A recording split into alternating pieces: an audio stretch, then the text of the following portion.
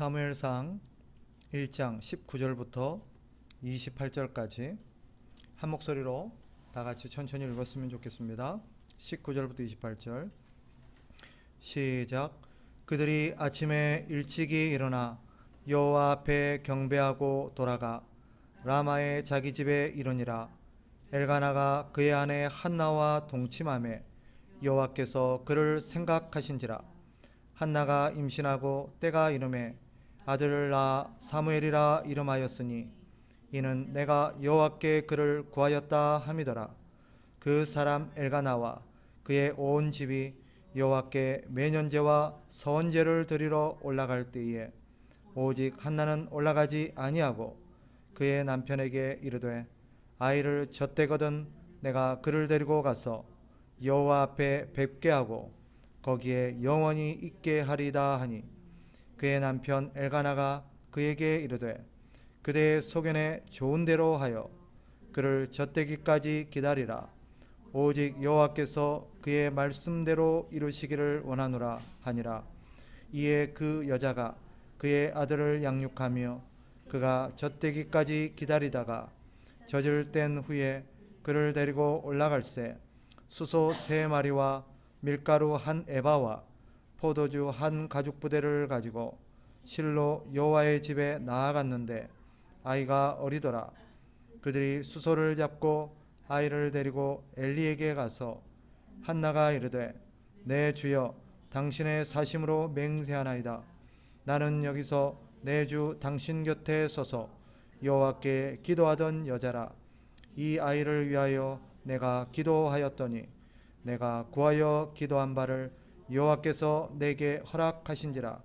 그러므로 나도 그를 여호와께 드리되 그의 평생을 여호와께 드리나이다 하고 그가 거기서 여호와께 경배하니라. 아멘.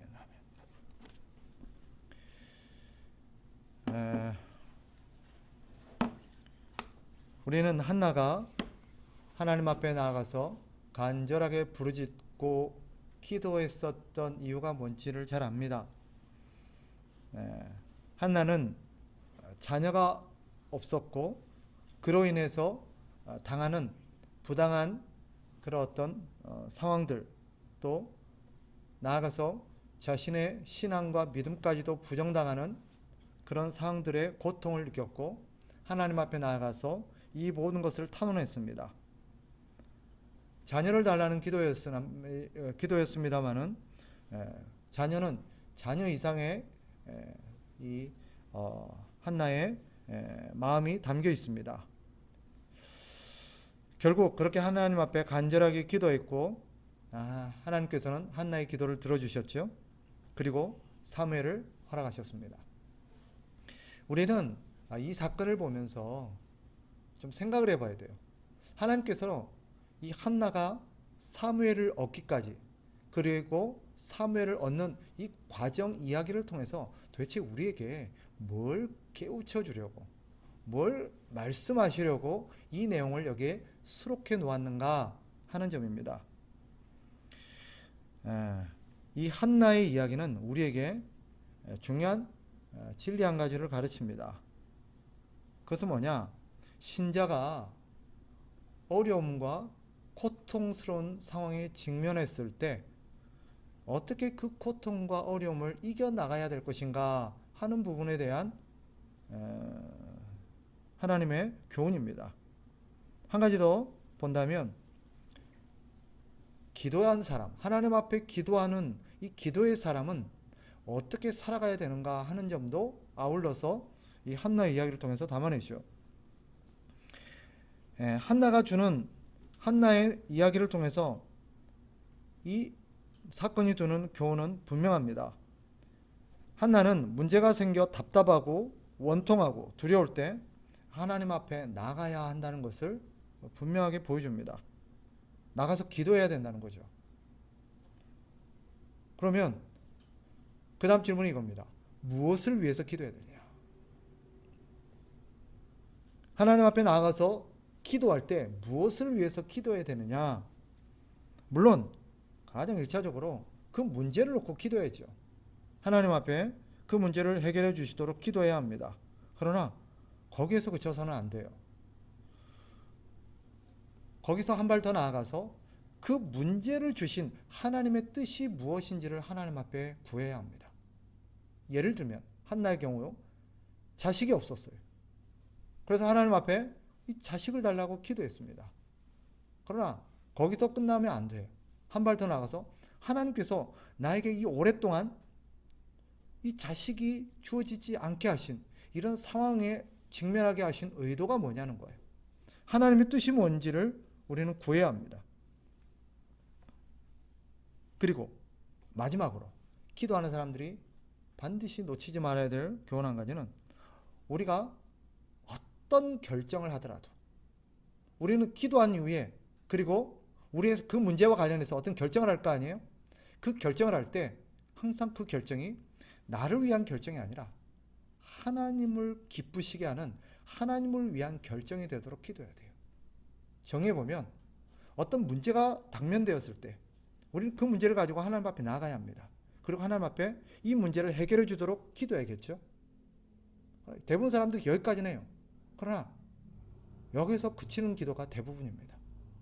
하나님께서 우리에게 진정 원하시는 것은 그 문제를 가지고 하나님 앞에 나오게 하는 하나의 동기가 될 수는 있지만 그것이 다는 아니에요. 하나님의 의도는 그 기도를 통해서 우리가 하나님의 뜻에 관심을 갖는 것입니다. 그래서 1차적으로 그 문제를 가지고 하나님 앞에 나아갔다 할지라도 그 문제를 주신 하나님의 뜻이 무엇인지를 기도해야 돼요. 하나님, 저한테 이런 상황을 허락하신 하나님의 뜻이 무엇입니까? 왜 저한테는 자식을 안 주셨습니까? 왜 저한테는 그 시험에 떨어지게 하셨습니까? 왜 저한테는 그런 실패를 경험하게 하셨습니까? 그리고 마지막으로 우리는 반드시 하나님 앞에 이렇게 기도해야 돼요. 이 이후에 제가 이 문제와 관련해서 어떤 결정을 내려야 될 텐데, 그 결정을 내릴 때 어떤 결정이 하나님을 기쁘시게 하는 결정이 될지를 제가 깨닫게 해주십시오. 그래서 하나님을 기쁘시게 하는 결정을 내릴 수 있도록, 하나님이 원하시는 결정을 내릴 수 있도록 나를 인도해 달라고 기도해야 합니다. 이게 우리에게 기도하게 하신 하나님의 궁극적인 뜻이에요.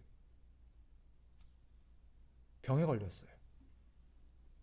기도해야겠죠? 하나님 이 병 좀 고쳐주세요.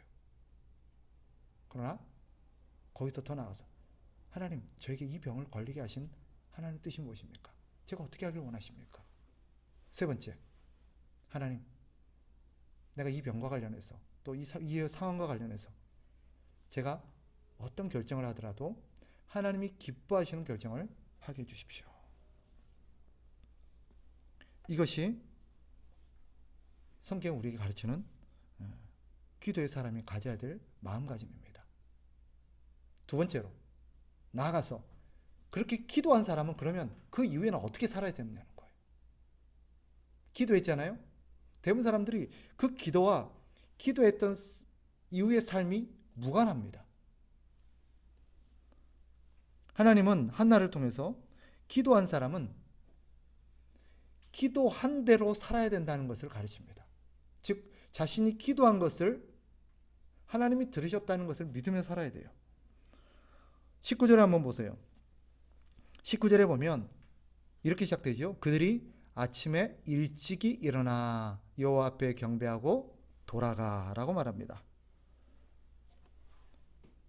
한나는 하나님 앞에 기도한 이후에 그 다음날 아침 일찍 일어나서 하나님 앞에 경배하고 집으로 돌아갔습니다. 이유는 분명합니다. 더 이상 머뭇거릴 필요가 없기 때문이죠. 왜? 한나는 자기가 기도한 것을 하나님이 들으셨을 거라고 믿었습니다. 그러니 그 이후에는 더 이상 지체할 필요가 없죠. 이제는 그에게 남겨진 건 뭐예요?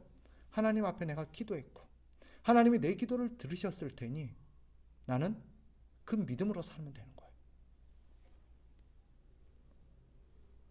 하나님의 약속을 믿으며 사는 일만이 남았습니다.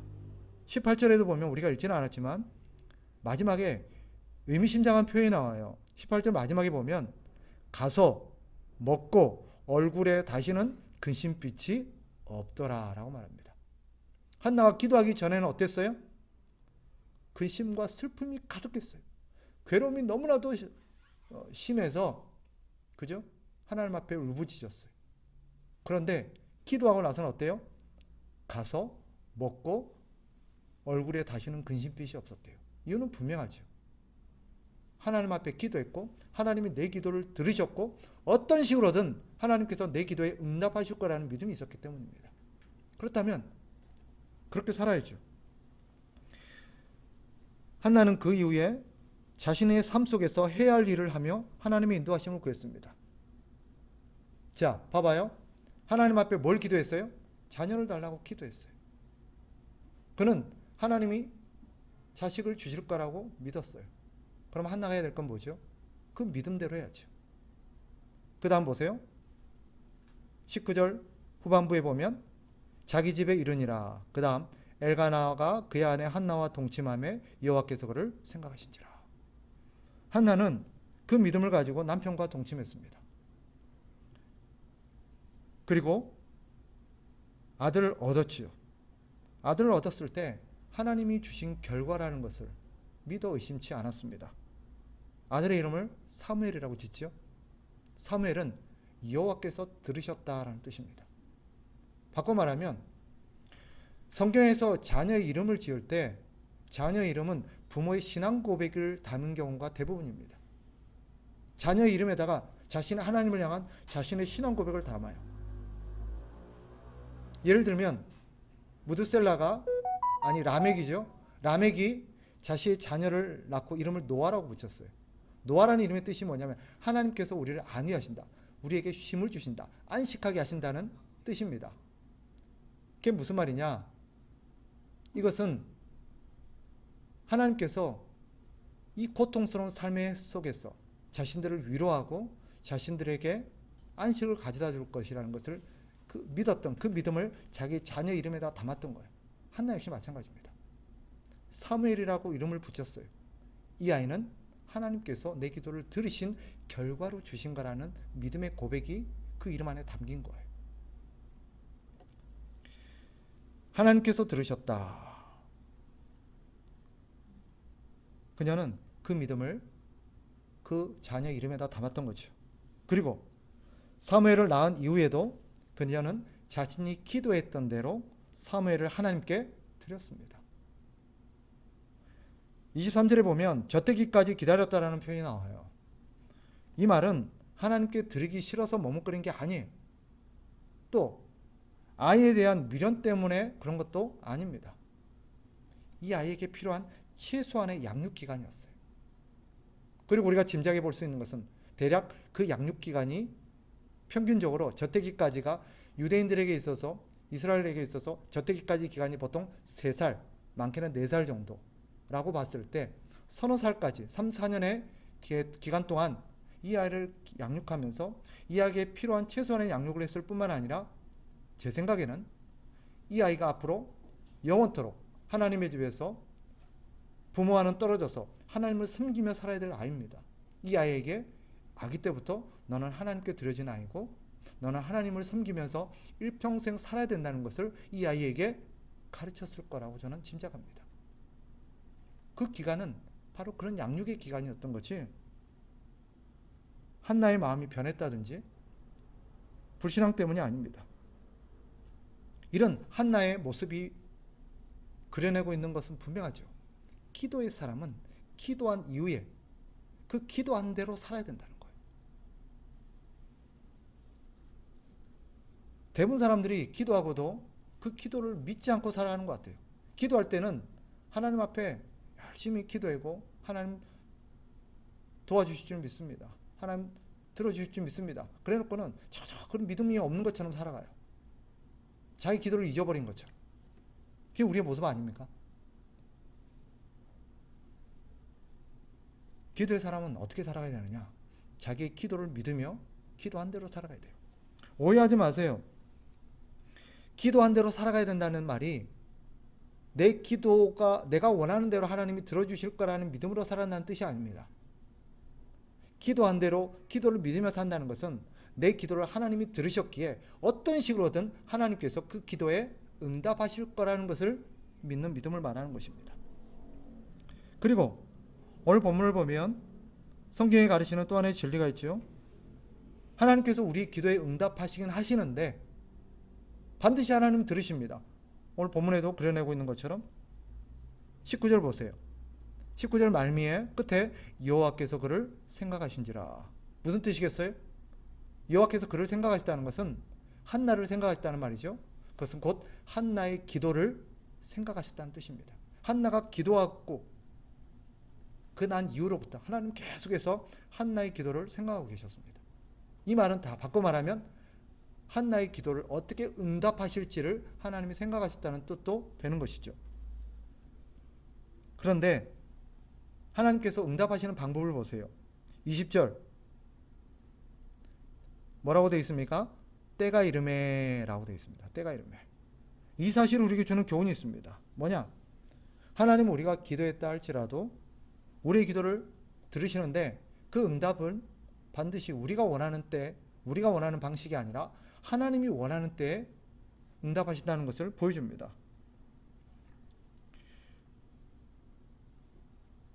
여호와께서 한나의 기도를 들으셨으면 의심의 여지가 없죠. 하나님께서도 한나를 항상 생각하고 계셨습니다. 그러나 주목해 볼 점은 한나가 원하는 때가 아니라 하나님이 원하시는 때가 있고 그 원하는 때에 하나님이 원하시는 방법으로 응답하셨다는 것을 우리에게 보여줍니다. 그러니 기도하는 사람들이 어떤 마음을 가져야 될까요?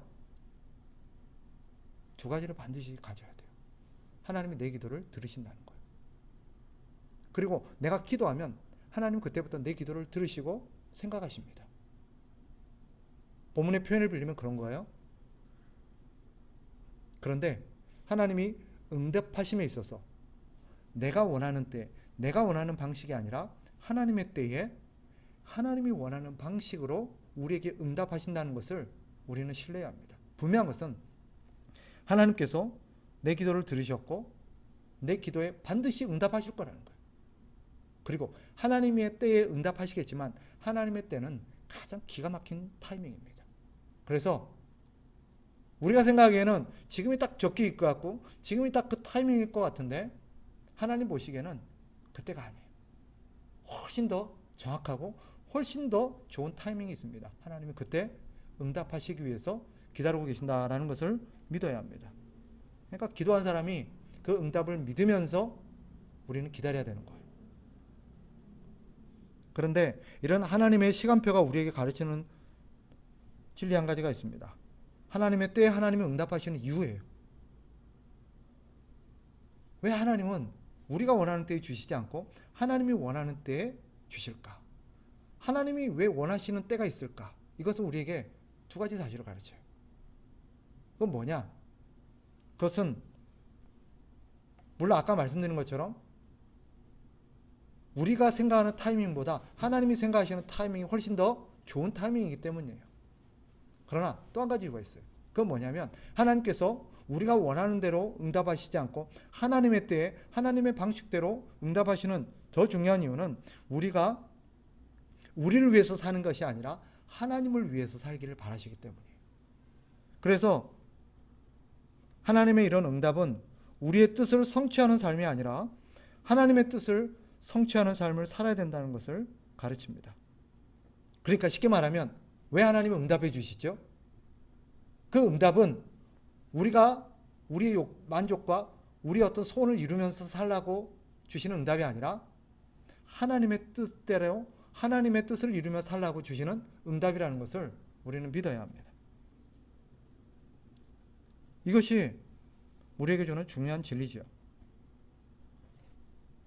그리고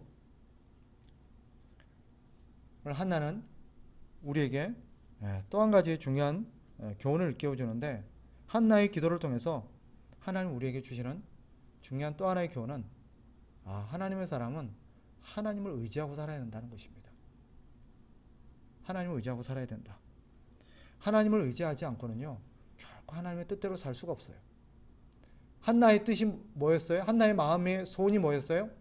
하나님으로부터 아들을 선물 받았어. 이 아들을 하나님을 위해서 사는 믿음의 인물로 키워내는 것이었습니다. 그게 한나의 소원이었어요. 그런데요, 본문을 잘 보세요. 하나님이 만약에 응답해 주시지 않고 하나님께서 한나에게 아들을 주시지 않으면 한나가 아무리 하나님을 향해서 선한 소원을 품고 있어도 그거 할 수 있을까요? 불가능해요. 예를 들어서 여기 있는 우리도 마찬가지로 하나님을 위해서 선한 소원이 있을 거라고 생각을 해요. 어떤 식으로든 내가 하나님을 영화롭게 하고 하나님을 기쁘시게 할 겁니다.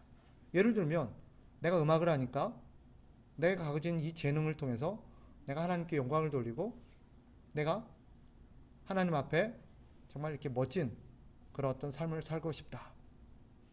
그런데 하나님 나에게 재능을 안 주시고 건강을 안 주시고 내게 그런 기회를 안 주시면 우리는 그걸 좋은 소원에도 불구하고 이룰 수가 없어요. 하나님이 그 능력과 기회를 주셔야 되는 거예요. 결국 이 본문이 가르치는 게 뭐예요? 우리가 아무리 선한 소원을 품고 있어도 하나님이 도와주시지 않으면 불가능하다. 그러니 하나님의 사람은 어떻게 돼요? 하나님을 의지하며 살아야 되는구나. 아무리 좋은 소원이라도 하나님이 도우시지 않으면 불가능합니다. 우리는 하나님께 받아야만 드릴 수 있습니다. 우리가 하나님 앞에 헌금을 드리죠. 그 헌금도 하나님 주셔야 드릴 수 있는 거예요.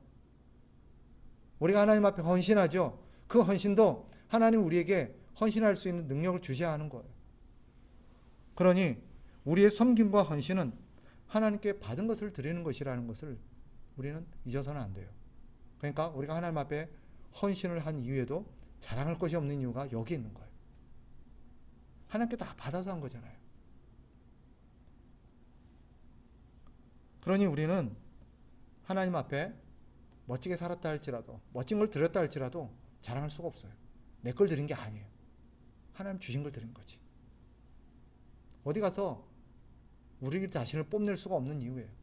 가끔 유명한 그리스도인들이 어떤 수상을 하거나 수상 소감을 얘기할 때 모든 영광을 하나님께 돌린다라는 표현을 종종 하잖아요. 그들이 어떤 마음으로 그런 걸 하는지는 잘 모르겠지만 사실 그게 맞아요. 왜냐하면 이 수상을 할 수 있었던 모든 것들이 하나님의 은혜였거든요. 그래서 이 수상의 영광을 하나님께 돌려드리는 게 맞는 거죠. 사람들이 나에게 박수를 칠 때 이 모든 박수를 하나님께 올려드리는 게 맞는 거예요. 왜냐하면 이 박수를 받게 해주신 분이 하나님이시기 때문에.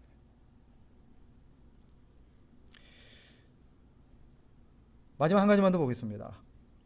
오늘 이 한나가 하나님께서 이 한나의 사건을 통해서 우리에게 주시는 마지막 교훈 한 가지가 있습니다. 뭐냐? 신자는 무엇을 기쁨으로 삼고 살아가야 되는가 하는 것입니다. 바꿔 말하면 기도의 사람은 무엇을 낙으로 삼고 기쁨으로 삼고 살아가야 되느냐? 뭐겠어요? 기도 응답이라는 생각이 떠올릴 수 있습니다. 물론 맞죠. 기도하는 사람의 낙은 뭐겠어요? 기도가 응답받을 때예요. 그죠? 그러나 하나님께서 이 한나를 통해서 보여주시는 그런 대답은 훨씬 더 깊습니다. 자, 한나가 하나님 앞에 기도했을 때 하나님이 주시는 응답으로 인해서 기뻤어요. 그러나 한나는 그 아들을 다시 하나님께 드렸습니다. 이게 분명한 사실은 뭐예요? 한나에 있어서 분명히 기도 응답으로 받은 아들이 기뻤겠지만 그 아들을 다시 하나님께 드렸다는 것은 한나의 궁극적 기쁨이 아들이 아니었다는 거예요. 쉽게 말하면 우리는 기도 응답을 기뻐하긴 하지만 기도 응답이 궁극적인 우리의 낙이 되어서는 안 돼요. 그럼 뭐가 낙이 돼야 돼요? 그 기도 응답을 주신 하나님을 낙으로 삼고 살아가야 돼요. 쉽게 말하면 이런 거죠. 하나님이 나에게 예를 들어서 내가 정말 갖고 싶었던 어떤 물건을 선물로 주셨어요. 그게 뭐라든 뭐 예를 들면 집이라고 가정해요. 하나님 내가 정말 집이 갖고 싶어요. 이런 집. 나에게 이런 집을 좀 하나님 갖게 해주세요. 하나님 그 집을 주셨어요. 그럴 때 그 집을 소유했으니 갖고 싶었던 것을 가졌으니 얼마나 기쁘겠어요. 그것도 기쁨이겠죠. 그러나 신자의 궁극적 기쁨은 그 집 자체가 되어서는 안 돼요. 그 집을 주신 하나님이 돼야 되지. 그는 집을 통해서 하나님이 나를 정말 사랑하시고 나는 하나님의 은혜 속에 살아가고 있구나. 이 집보다 하나님이 더 감사하고 이 집보다 하나님이 더 나의 소망이 되고 나의 기쁨의 근원이 되어야 되는 것입니다. 한나가 기꺼이 사무엘을 들릴 수 있었던 것은 그녀가 의지하는 것이 아들이 아니었기 때문이에요. 하나님이었기 때문입니다. 우리는 이 본문을 통해서 한나처럼 자식을 바쳐야 된다, 그걸 말하는 게 아니에요. 신자의 궁극적 기쁨이 하나님 주신 선물이 되어서는 안 된다는 거예요. 그 선물을 주신 하나님이어야지.